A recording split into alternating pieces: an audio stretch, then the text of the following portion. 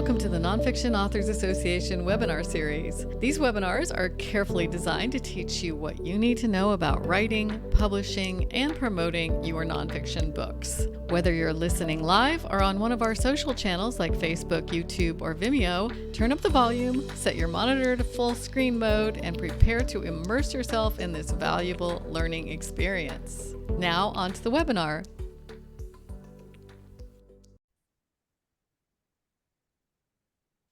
Hi, everybody, and welcome to the Nonfiction Authors Association's free educational webinar series. I'm Carla King, and today I'm thrilled to introduce Joanne McCall, who will show you how media training can help you shine in every interview. This is a 60-minute webinar and specifically designed for aspiring and established authors looking to boost their media presence.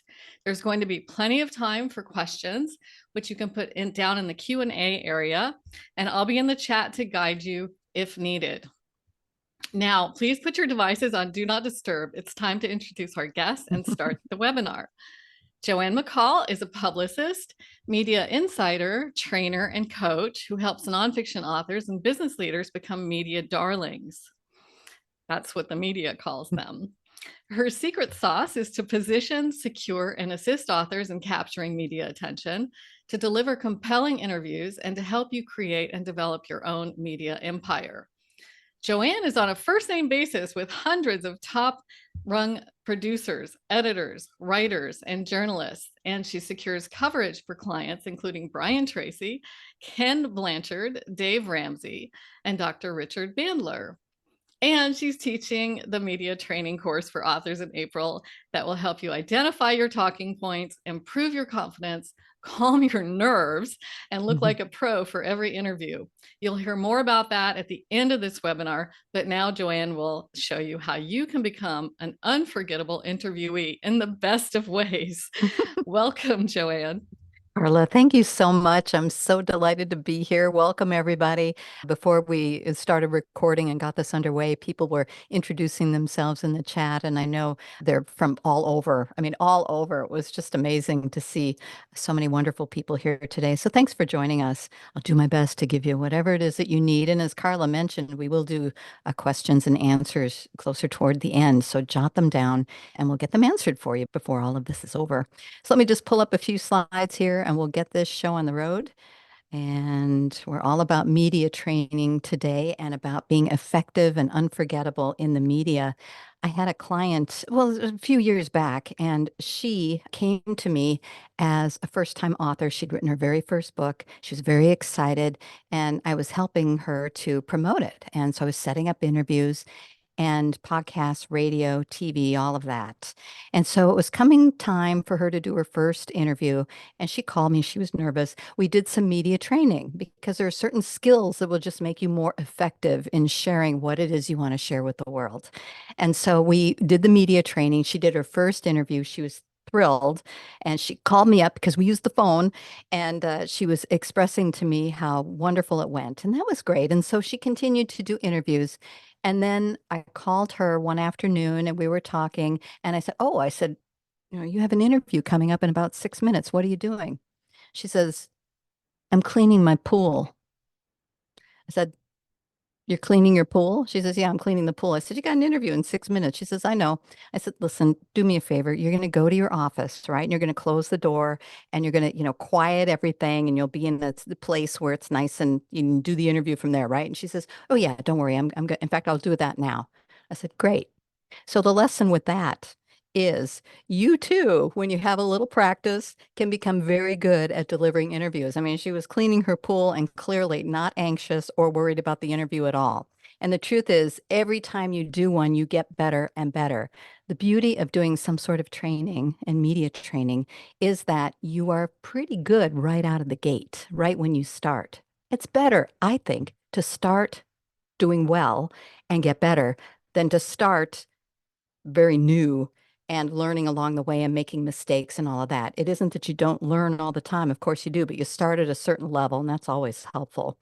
So the question becomes, who should get media training, right?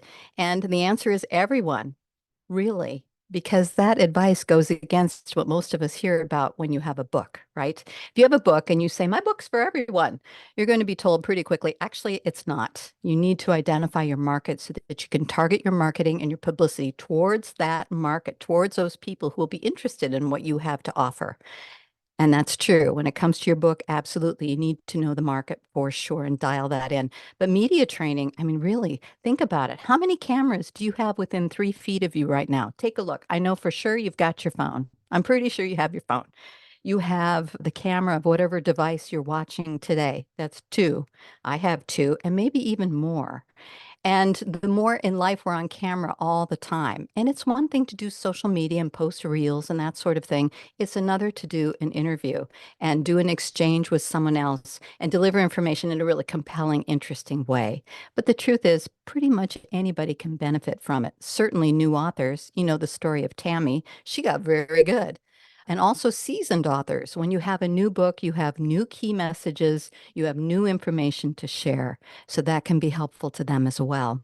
Speakers. Let me tell you something about speakers. We may have some speakers here today. I love speakers. I work with many speakers.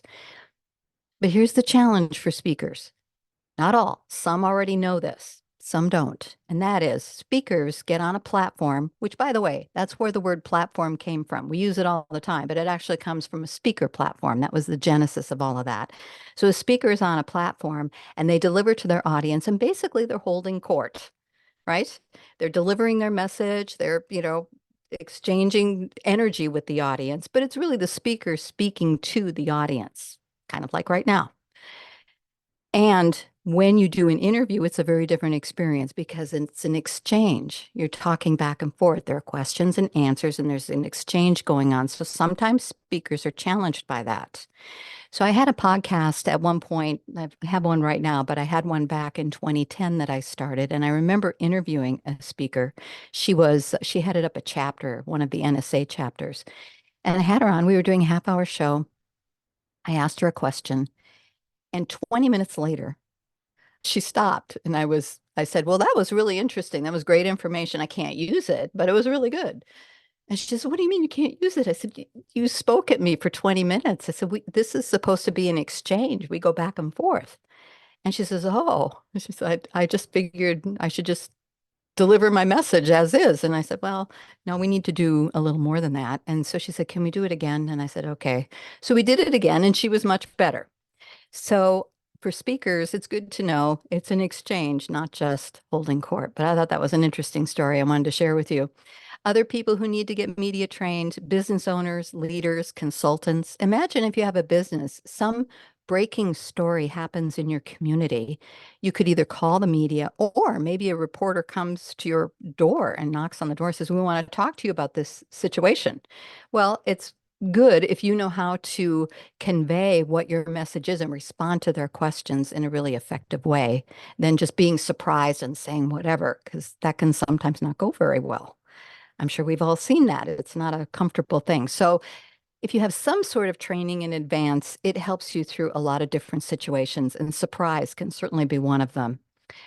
And of course, why should you get trained? And we've touched on that, but a couple of things. Really, there are a few things here that are pretty important. One is confidence and competence, both.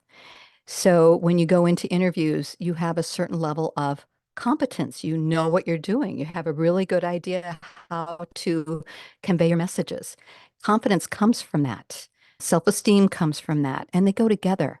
I'm sure all of us have known someone who had lots of confidence, but maybe not so much competence. That doesn't come across well at all. So just puffing oneself up and having confidence is not the same as knowing the skills and how to handle it. It's different. Congruency. This is another really, really key element. This is so critical. Congruency is everything you say matches up with the way you're saying it. And I have an example. I remember watching the news once. It was the sports section segment, and they had one of the Portland Trailblazers on. And the reporter was interviewing the Trailblazer, and he asked him, hey, what's it like working with this new team member? They brought in a new team member from some other league, some other team. And the Trailblazers looks at him and says, "Oh, I love working with him. He is just terrific. It's really good to have him here." Now that's called incongruency because his words are saying, "Oh, he's great," but his head is going, "No, he's not."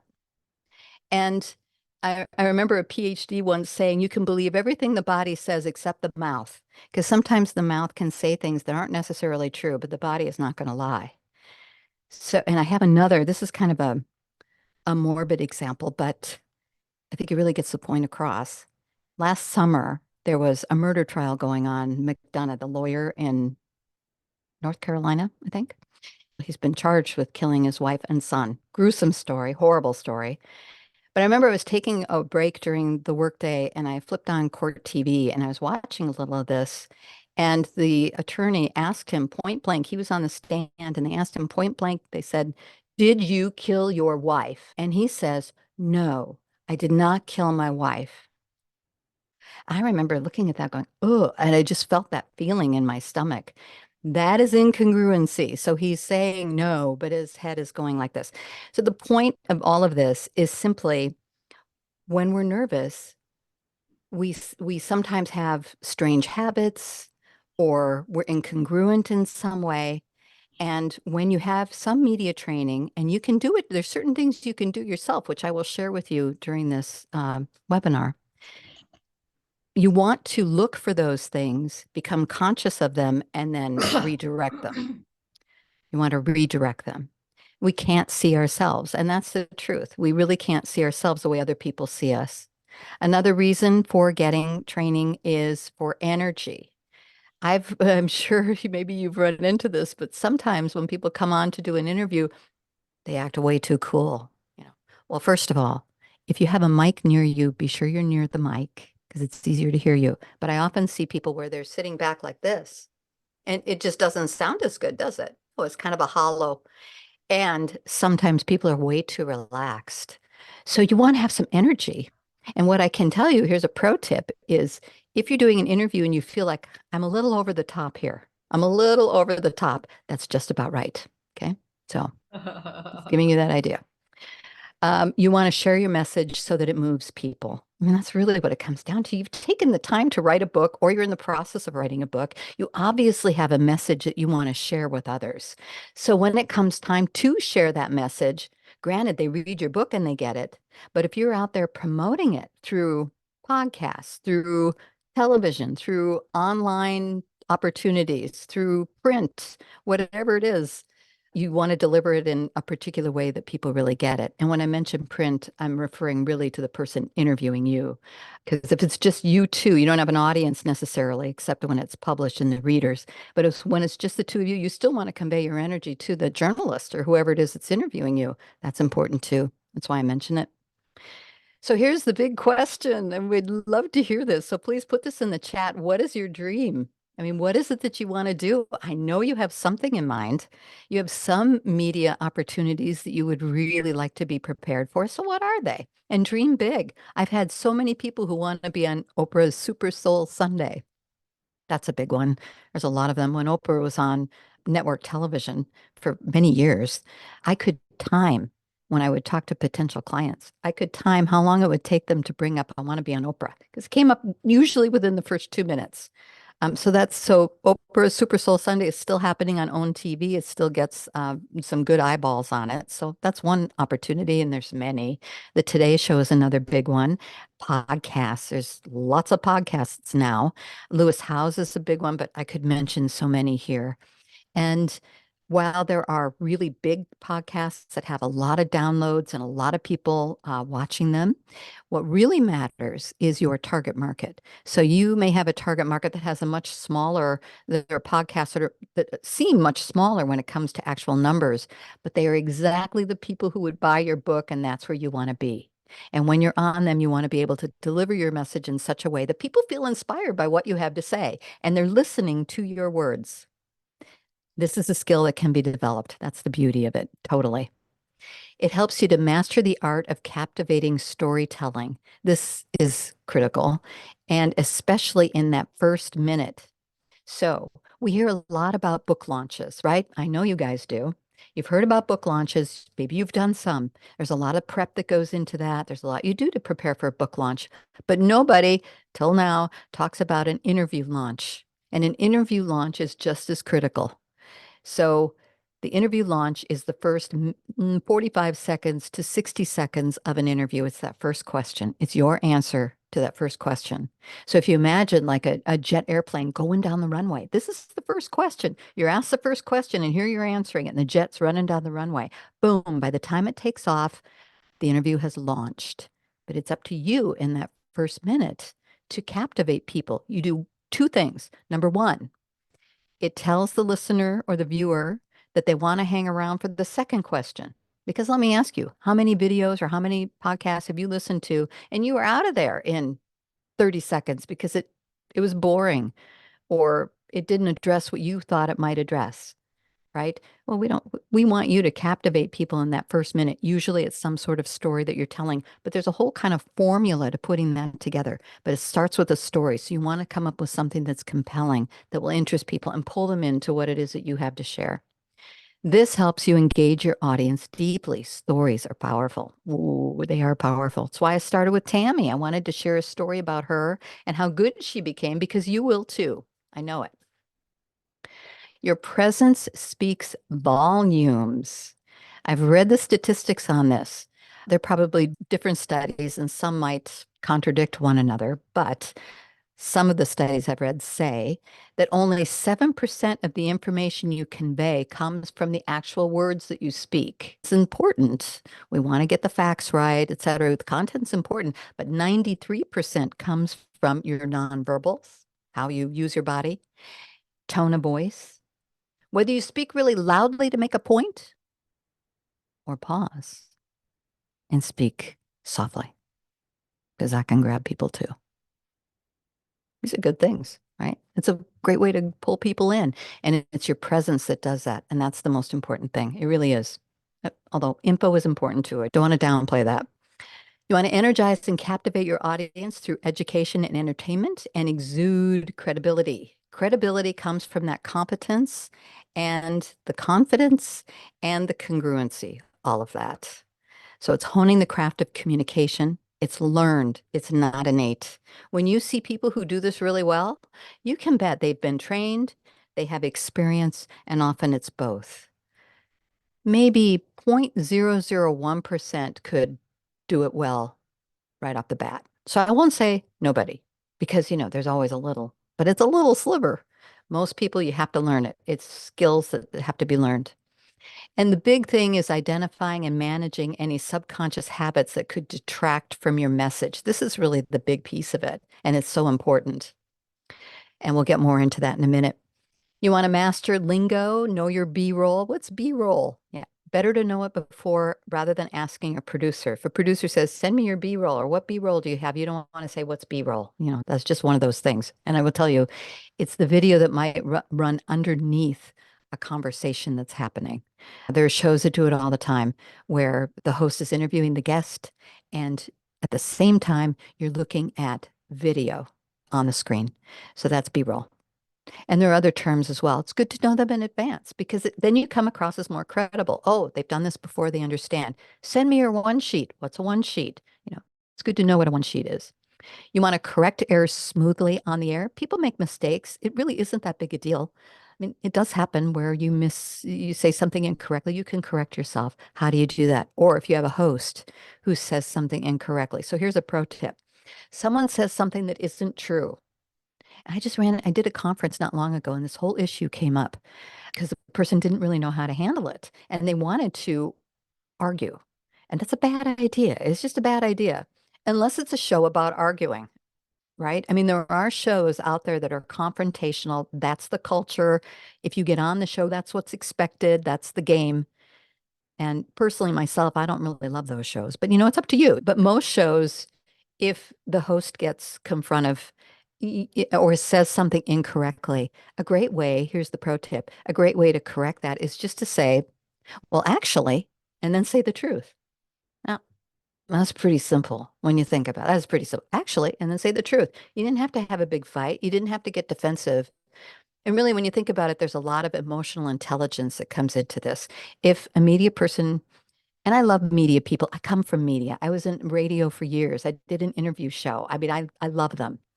If someone gets a little defensive, the last thing you want to do is get defensive in return. And you know yourself. If you have a tendency toward that, it's something you might want to work on and have someone do mock interviews with you and test you and get you to a point where you can respond in a way that's effective and not defensive because it just doesn't come across well. Master your energy. That's basically what I was speaking of. What to do if you forget what you're saying. It's amazing how many people ask me about this. And one way is you can make a joke about it. It depends on the kind of interview you're doing. If you were on a morning talk show, let's say, and it's kind of a fun atmosphere, and you're in the middle of saying something and forget, it's pretty easy to work that in and say, "Oh, I just had a moment. I forgot what I was saying." And then everybody laughs and you move on to something else. I mean, there are ways to deal with it that don't have to be devastating or cause you to feel like, oh my God, and kind of close up inside. The last thing you want to do is close up inside. And you want to hook listeners with your first answer. So again, with media training and it gets to that launching of the interview, first thing you say is pretty important and you want to get right to it and make it compelling so people want to hang out. And of course, the other side of that coin is the ways of not getting media training can work against you. And some of them, I have just a couple of quick stories. This story is actually, there's a lot of pieces to it, and I don't really have time to go into the whole thing right now. If we work in the future, you'll probably hear the whole thing because it's a good story, but I'll give you the abbreviated version. I had a client who is a personal branding expert, and he wanted national TV in the worst way. That's what he wanted. We were launching his book. We got tons of other media, print, we got podcasts, we got radio. He wanted the national TV. So I said, well, what we have to do is wait for a celebrity to do something bad. And how long are you going to have to wait? I mean, really, when you think about it, there's always someone doing something that you can. Some people call this hijacking. I don't like that term, and I don't really agree with it. It's more like there's a story that breaks in the news. You have something that you can offer with that. You're an expert in some way, and you can offer something. I think that's completely legitimate, and a good thing, actually. So anyway, this goes back a few years, but it's such a prime example that I want to use it. And it was when Martha Stewart was accused of insider trading. You may remember that. Some of you may not. Um, and the story broke. It was huge. I mean, everybody's like, oh my gosh. And so I notified all the networks, all the cable channels, everybody. I let them know I have someone. He's a personal branding expert. He can speak about what Martha needs to do now. Well, they loved it. I mean, they loved it. They all contacted me, including CNN. They wanted him on with Wolf. He was doing the top story of the day at that time. They wanted him on that day, which was an hour later. Now, this is before the days of Zoom, by the way. So we had to get him into a studio in LA, and they did the satellite hookup with New York. Well, it worked. We got him in there. But here's the thing. This guy, I've seen him in action. He speaks 252 days a year. I've seen him do seminars and workshops. He's funny, he's quick, he's dramatic. He pulls people in. He communicates so effectively. I thought, oh, he's going to be great. He can do interviews and he'll be fantastic. So let me just say this. This is the moment I learned the importance of media training. And it has affected my life from this point on, and his too, I'm sure. So he gets in the studio and they do. So Wolf comes on, CNN comes on, the show comes on, Wolf comes on, he brings on my client. And Wolf is all, wow, Martha, blah, blah, blah. Introduce my client, who looks like a deer in the headlights because he's alone in a studio. There's maybe one person in there, like a technical director, go. And the camera light comes on, and there he is. And so it was this moment. I'm in my office watching this like this, kind of peeking through my fingers, going, oh no. So he got through it. There's more which I can share another time. He got through it. We got him trained. I had a media trainer in LA. They met. He was much better the next day. The point, you want to be ready for your moment. Your moment can come. Sometimes you're waiting for your moment for months and you wonder, I don't know if my moment's ever going to come. And then it comes and there you are. And I want you ready. I want you ready when the moment comes so that so that it's effective and you're effective and it isn't something that just kind of withers away. We don't want that. Another story, oh, be ready to deliver. These are just the points we made. Being relaxed, create an inner environment that works no matter what's going on around you. So there can be chaos going on, but you're going to be calm and deliver your messages the way you need to. This is critical. Know your talking points, no brainer. You need to know them, have them memorized. And again, we want you good right out of the gate, not 10 interviews later. Another quick story, a client in New York on a TV show in New York, an expert, PhD, really good. We walk in and there are three swivel bar stools on the set.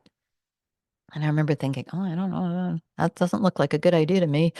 So the segment starts, and the two co-hosts are great. They're sitting in their bar stools and they're just fine. Whereas my client is swiveling through the entire interview. It's a 5-minute interview. He's swiveling like a 6-year-old the whole time. So, I mean, we couldn't even use it. So that was a definitely a lost opportunity. And of course, he wasn't happy, but he didn't know he was doing it. See, that's the thing. He's moving, but he doesn't know because he's working off nervousness. He's nervous at the situation and he's responding in this way. And so I also learned about adding, if you're ever on a swivel bar stool, when I do my training, we work on not swiveling. That's how I learned that one. So I've had years of learning these things, and I know the importance of doing it before you get yourself in a situation where it can be a little scary and a little intense. So the lesson here, research the environment, and there's no reason not to anymore. You can see TV sets, you can see how are they set up, how do they do their interviews, what are the hosts like? And here's a little styling tip. What colors do they use so you don't wear something that completely clashes? That's probably that's a different seminar, but I'll throw that out there anyway. Then the third story here very quickly. I was interviewing someone, and this woman, if I mentioned her name, I think everybody here would know who she is, and I won't, of course, for privacy reasons, but it's an excellent story. This was earlier in her career. We were doing some media training and getting ready for a book launch that was coming up, and I had a videographer there, and we were filming her. I was asking questions, and I asked a question, kind of one of the hard-hitting ones, because you have to practice the tough questions too, if that applies to your work. So we're asking some of the tough questions, and I asked one, she's answering. And the next thing I know, she's leaning down and she touches her ankles and then rubs her hands up her legs into her lap again. She's still answering, and I thought, what? And then she does it again. She rubs her hands up her legs. I said, stop, stop, stop the recording. I said, what was that? And she said, what was what? She had no idea, none.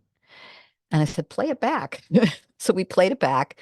She saw it. And the first words out of her mouth were, I did not do that. But of course, she did. And we all clearly saw it. So the point is now that she was conscious that when she's a little under pressure, that this is something that she does.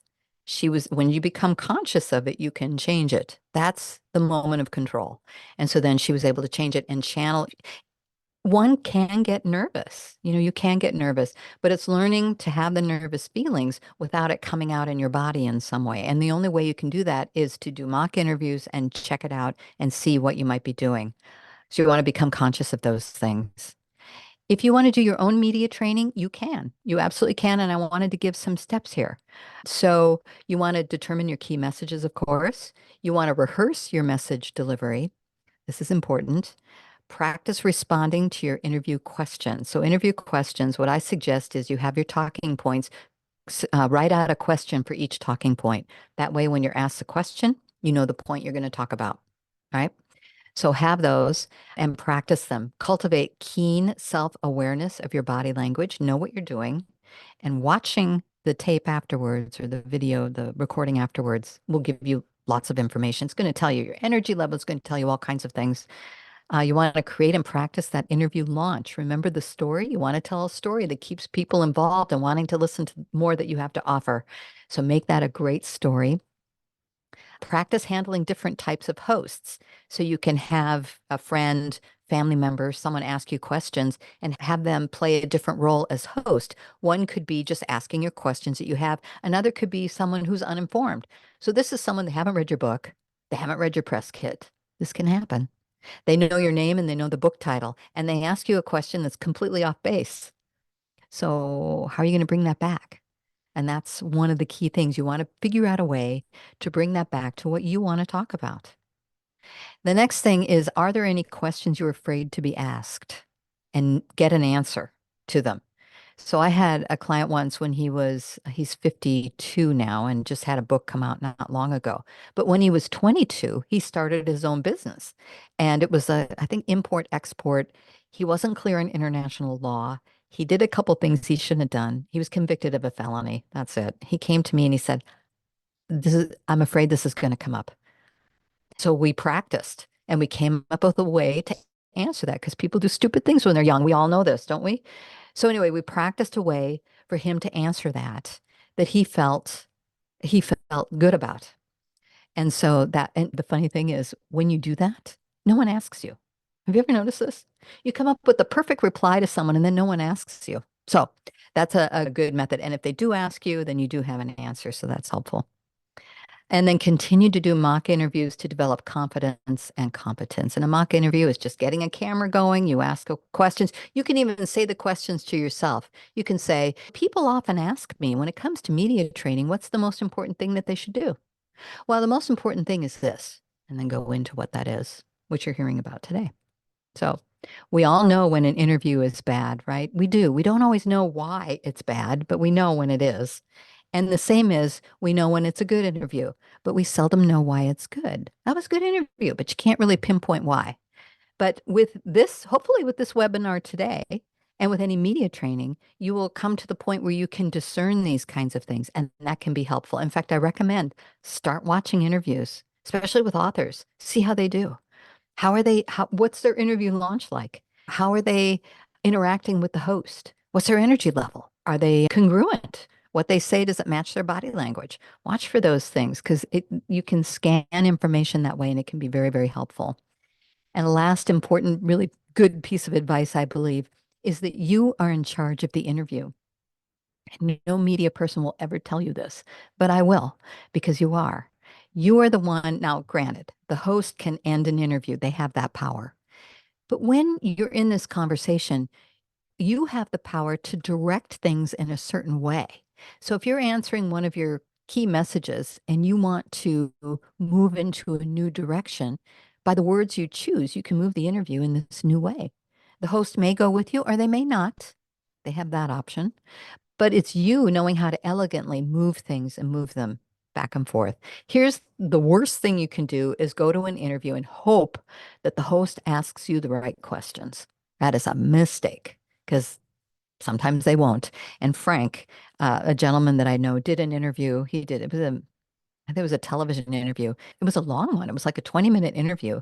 He spoke of nothing about his book. That was a lost opportunity, but he didn't know. He didn't know. He didn't know how to do that. So he learned. We all learn. I prefer learning the easy way. That's just me. I'm guessing maybe you do too. Learning the hard way is not much fun. So anytime we can learn the easy way, I think it's a good way to go. And the bottom line, the unconscious mind wins. That's that bigger part of you that might be fearful, does certain things on camera, and your conscious mind is saying what it wants to say. We need them all lined up and moving in the same direction. So just a quick review is to develop your confidence and competence, be congruent, know how to launch an interview, practice doing mock interviews. You could start doing that today. Remember that you're in charge. Recognize a good interview from a bad one. And I guarantee you, these skills are going to benefit you for the rest of your life, unquestionably. So that brings us to the media training. Carla, do you want to jump in here at all, or should I just go for it? Oh, just go for it. I'm really looking forward to it. It starts in April. So, yeah, Yes. let us know about it. Yeah, yeah. This is so much fun for me. And I think it would be fun for you too. So I just want to extend a personal invitation that if this works for you, please come join us. It's 3 weeks long. I have the dates, I think, in an upcoming slide here, but it begins on April 2nd. Of course, you get the recording afterwards if there's one of them that you can't make live. And in week one, oh, this is so much fun. You will be blown away. We've got videos of really good interviews and not so good interviews. And this will hone your ability to really tell the difference between the good and the bad. And that is so helpful in terms of how you deliver. So we can dissect standout interviews, unpack the fails for cautionary tales, of course, and harness tips for great energy. And it helps align your conscious and your subconscious for impact. So that's week number one. And then we move into that interview launch, interview mastery. So it's creating a powerful and memorable interview launch. And it's a story is good. And then the formula to that. So it's telling that story that does two things. As I mentioned, it convinces people they want to stick around and listen to more, and it tells the host where they can take the interview next. We also will tackle surprises because they do happen. Technology, please. Things can happen with tech. We all know that. There's so many. I remember one time doing an interview with someone and the host dropped out. And that could be a little bit unnerving. But if you take it in stride, take over the interview, and they can pop back in the room when they're ready to pop back in the room. But we practice these kinds of things. Bridging your key messages. This is when sometimes a host will ask you a question that's really not why you're there. And then how do you bring it back to what you want to bring it back to? So we're going to practice that and how to guide the conversation. So I have lots of tips on that as well. And then week number 3 are hot seats. We'll do some one-on-one time for those who want to actually get direct coaching from me. That's what we'll do. We'll take a look at your key messages and we'll do some mock interviews and we'll get you to a place where you're feeling pretty good. We'll cover, as it says here, the types of hosts, types of interviews, address fears, and check your confidence and competence levels. So the crucial intel, these are the dates, the 2nd, 9th, and 16th, 1 Eastern, 10 a.m. Pacific. You just show up, you get the recording, and I would just love to have you join me. Oh, yeah, I have this special little thing. For the first 5 people who sign up today, you'll receive a free copy of my book, Media Darling, Shine Through Every Interview. Because we can cover a lot in this training, but there's even more in the book. And those of you who have written books, you know how much info you get in your book, right? People need to read it. So anyway, for the first 5 who are ready to commit and go for it, I'll send you a copy. And I'm excited to do that. So that'll be really fun. And you're on the air. We'll get you ready for that. Oh, and that's the cover, Media Darling, and that's me. And if you want to join socially, I've got at Joanne McCall. So please, let's connect on all the usual places, LinkedIn, Instagram, wherever. Anything else? No, questions and answers. Should I stop the share?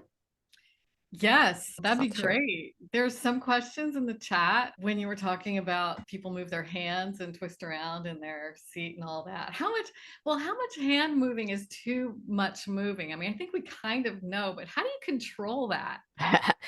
You're not telling me I was moving too much, are you? No, no, I'm not. You I weren't. might have been. Well, when you have energy, there's a tendency. The thing to remember is when you're on camera, it's kind of a enclosed space. So if you're doing gestures, it's good if they're near you rather than out here where Mm. nobody can see them because that's weird if it's out there. So gestures are good. You don't want to be a stone, right? You don't want to be a stone. And I think content makes a difference too. So if you were there for, like, let's say you're a grief counselor and you're sharing about how to help someone through a difficult time, then you're probably not doing this, right? You're not real excited. You're a little more laid back. So topic comes into it as well.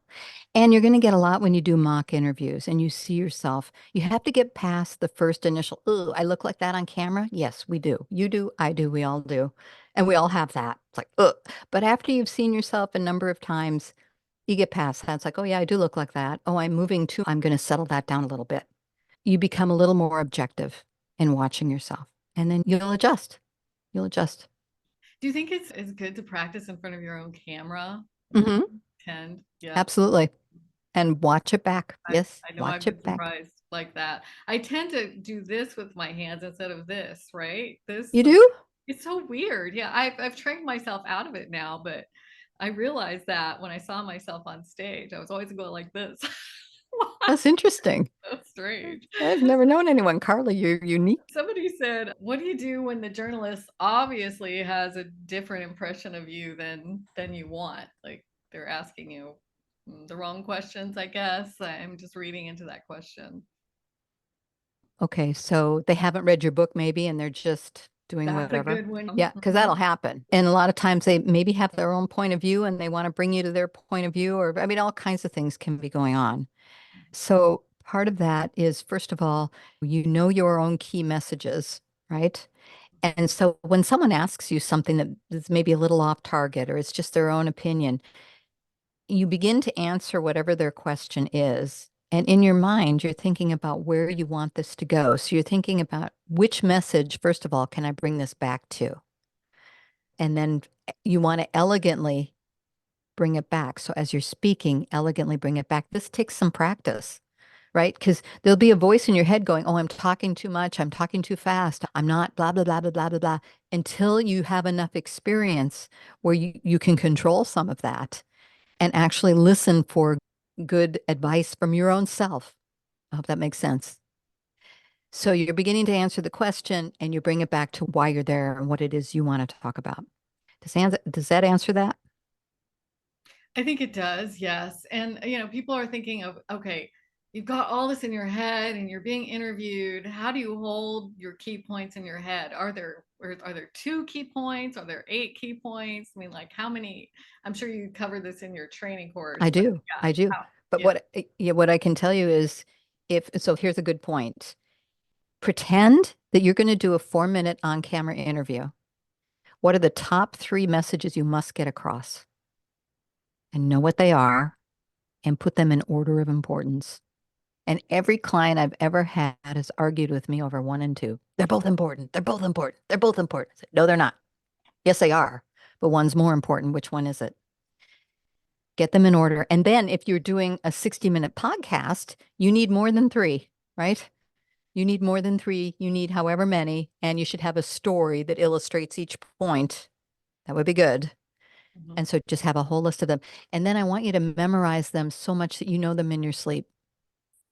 That's it. And that way, when push comes to shove and you're in some situation, it's going to come through for you because you know it so well. Mhm. And that's the whole, you're training yourself. We talk about media training, but you're really training yourself so that you can do this really effectively. So you have your stories in the head, and then the journalist or the interviewer throws you off and goes in a different direction. How do you probably covered this in your course too. It's like, how Mhm. do you redirect? Do you ask them a question? Do you just tell your story as if they didn't even say what they just said? What happens? I've seen that happen. It's Oh very my weird. God. That's what politicians do.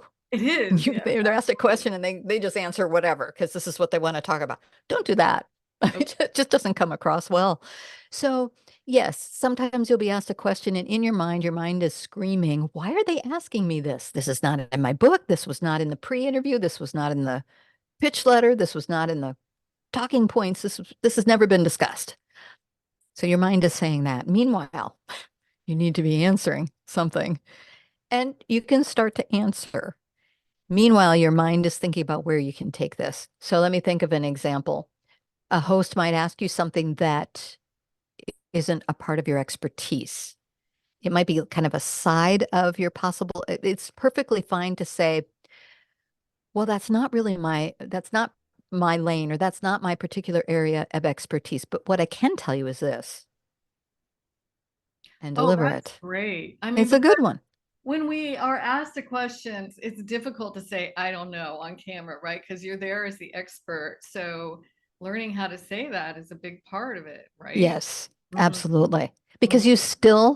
you're able to say, I don't know without those particular words and Hmm. still come across as credible. And actually, it kind of puts it back on the person for not doing the research enough to know that you're not the expert in that area without saying that.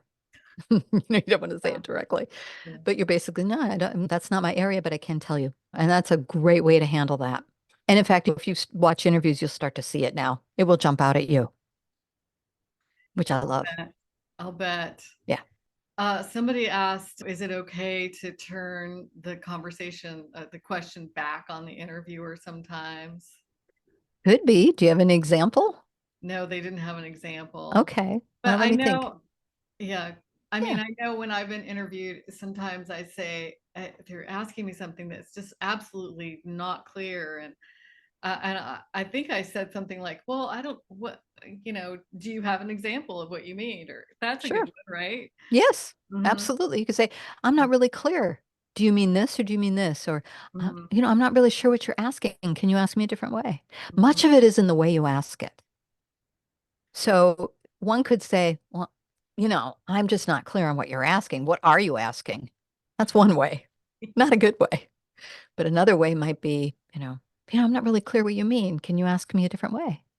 And that's just open. You're being open. Right. You're So, open. yeah. Yeah. And see, we have automatic tendencies. We're all in relationships, and sometimes relationships have certain patterns. And, there's something called anchoring. So you might have a host that does some gesture like your husband or wife does, or your parents do, and it can trigger something. It's like, oh, that whatever. And you want to respond in a certain way. This is all that unconscious stuff. And it wouldn't be appropriate in this setting. And you want to uncover that before you're in a situation where it can come out. I think, again, I like to learn the easy way, not the hard way. The easy way, not the hard way, on camera, on stage. Yes, yes, been there, done that. Yes. Oh, why I did that? Playing the piano.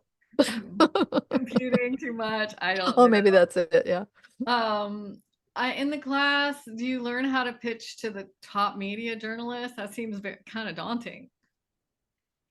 We do more of that in the publicity training, Mhm. that I'll be doing in September, actually, through Nonfiction Authors Association. We'll touch on that, Mhm. but it'll be more the media stuff, the training stuff. Yeah, Yeah, pitching is rather than, later. First, get your skills ready, right?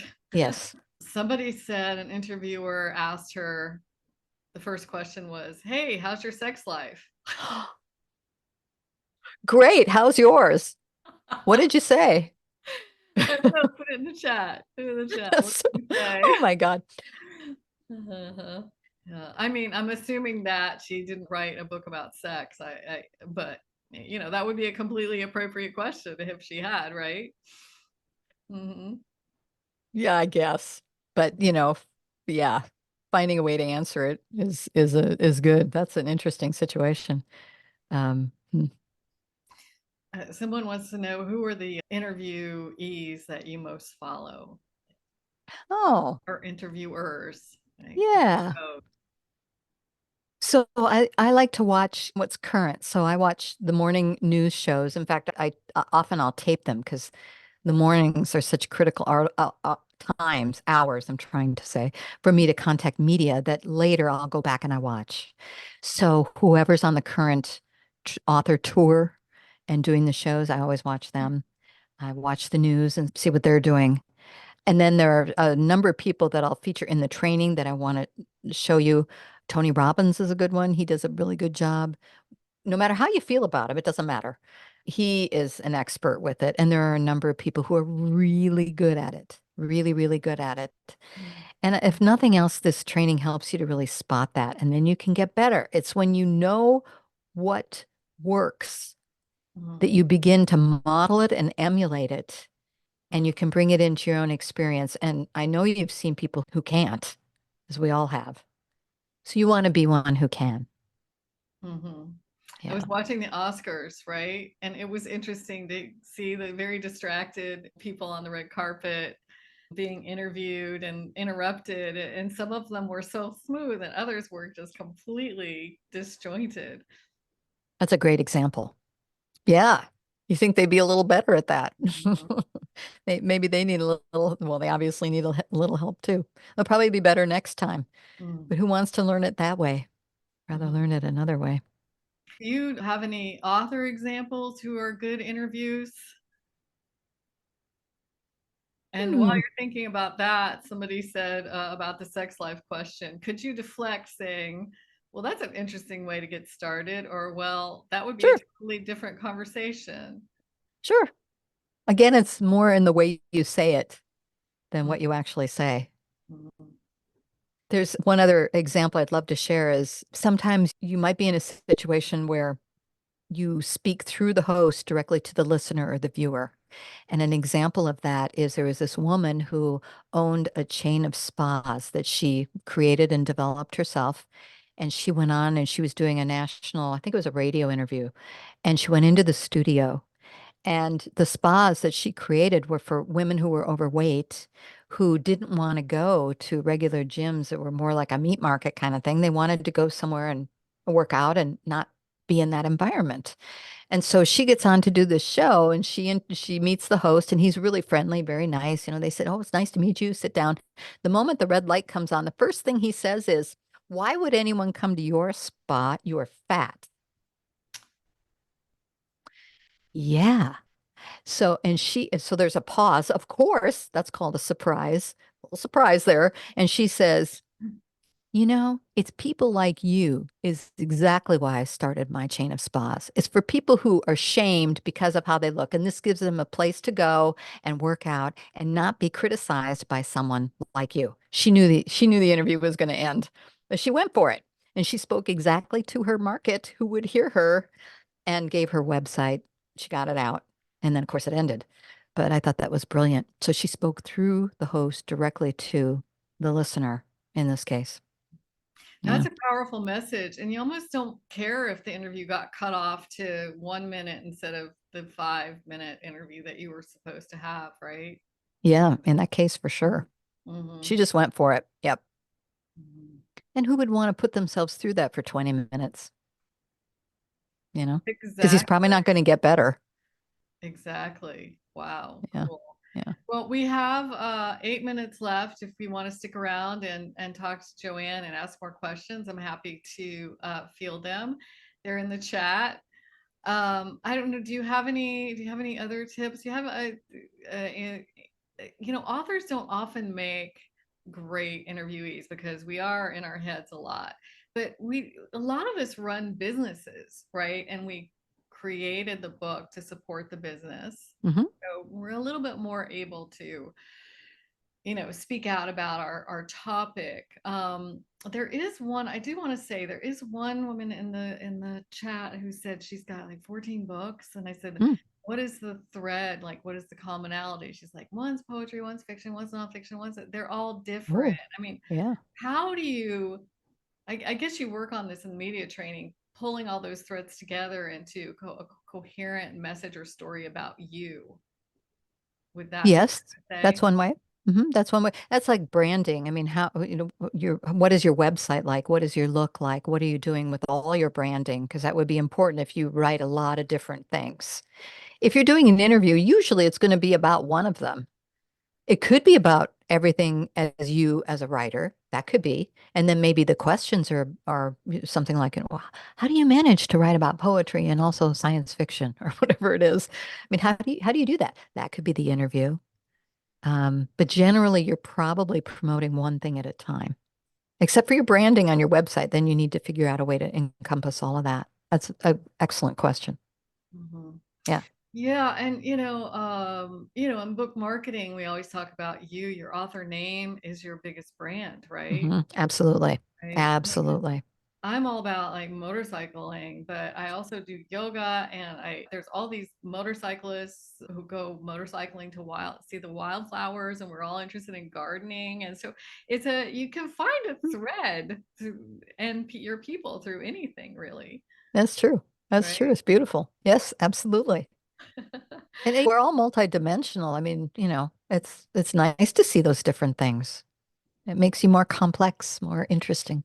Makes you a real person. I It think people does. follow the people instead of the book, really, almost, right? Hmm. Mm.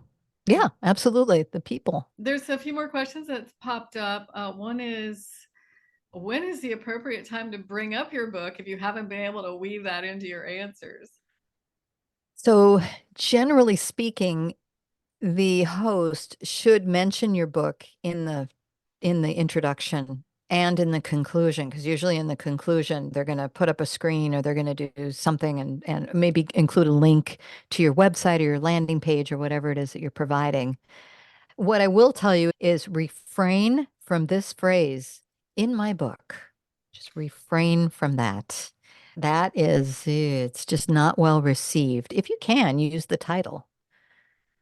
In Media Darling, I talk a lot about the aspects that make up a person who is a media darling, which means the media calls them.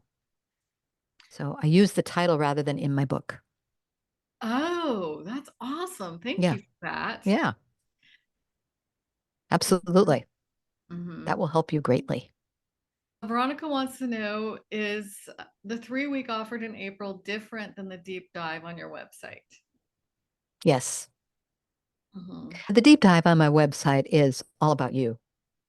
mhm. There would only be you and me. Okay, it's the one-on-one. Okay, Yes. right. Yes. Whereas this is, there'll be a wonderful group of us. I always love working in groups. I So do much too. fun because, you as an experienced group leader can facilitate brainstorming and demonstrations, and that's always super fun. I love It that. is. And then you meet people and some Mhm. some become friends for life, It's which true. is yes. And then when you meet in person, it's like, oh, Exactly. I love you so much. And partner offline out of the course to do whatever writing or pitching or whatever. Some of my students have known each other now for 10 years. Oh, Well, that's not awesome. 10 years. Since Yeah, COVID, I created a group and they're still getting that's together. great. It's That's great. awesome. Yes, it is. Um, Absolutely. so that's why one reason I love the group workshops. There's another one here. Oh, Wendy says, I'm really interested in the inner game and how you recommend working that.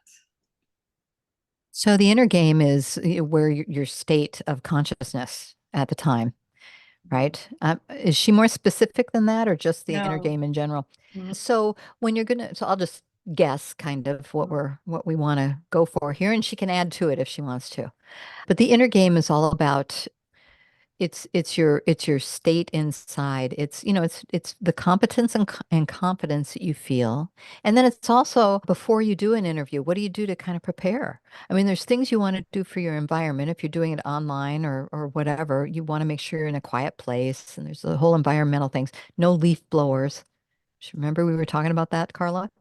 We were. Just when you start an interview, the leaf blower goes off. And it's also mentally being prepared. And that's kind of just running through your mind times that you've been successful doing this, knowing your content. You wrote your book. You know your content. Sometimes there's little thoughts that can come in that say, "Oh, I'm kind of nervous. Oh, I'm kind of scared. Oh, I'm a little nervous about this." And but that's just mind stuff. You know your material, so it's getting your mind in that place that you're ready. And no matter what happens, you're going to handle it. You're going to handle it. So Great. Well, Joanne, this is awesome. And I want to say the media training course, I dropped it in the chat. Just search for Nonfiction Authors Association media training course, Joanne McCall, and you'll find it. It starts April 2nd.